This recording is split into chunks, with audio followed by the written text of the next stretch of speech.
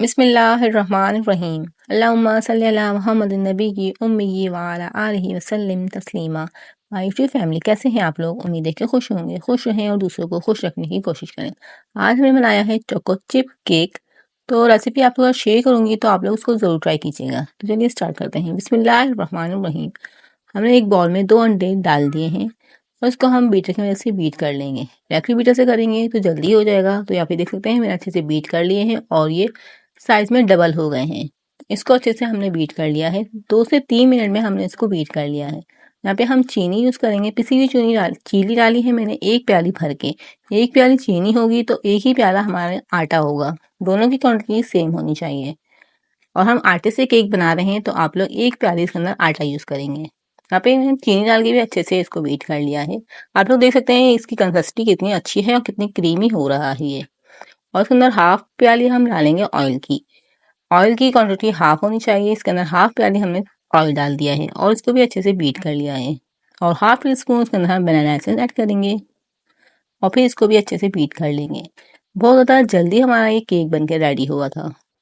अब हम इसके अंदर आटा यूज़ कर रहे हैं। हाफ हमने डाल दिया है और अब इसके अंदर हम बेकिंग पाउडर यूज़ करेंगे 1 टेबल स्पून और 1 पिंच इसके अंदर डालेंगे नमक की और 1 पिंच डालेंगे इसके अंदर बेकिंग सोडे की। यहाँ पे मैं चोको चिप ऐड कर रही हूँ, इसको ऐड कर देंगे। फिर हम कट और फोल्ड करते हुए इसको अच्छे से मिक्स कर लेंगे। एक डायरेक्शन में हमने इसको कट एंड फोल्ड करते हुए मिक्स करना है। इस तरीके से आप लोग बनाएंगे तो बहुत ज़्यादा अच्छा और आपका स्पंजी केक बन के रेडी होगा।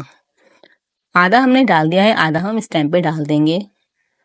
छान के ज़रूर डालिएगा और इसको इसी तरह से दोबारा से कट एंड फोल्ड करते हुए हम इसको मिक्स कर लेंगे।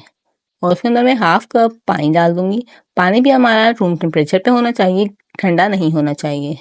पानी डालेंगे तो इससे भी आपका केक जो है बहुत ज़्यादा स्पंजी और साइज में डबल बनेगा। यहाँ पे मैंने सारे को अच्छे से मिक्स कर लिया है। आप लोग देख सकते हैं मेरा बैटर बिल्कुल अच्छे से मिक्स हो चुका है।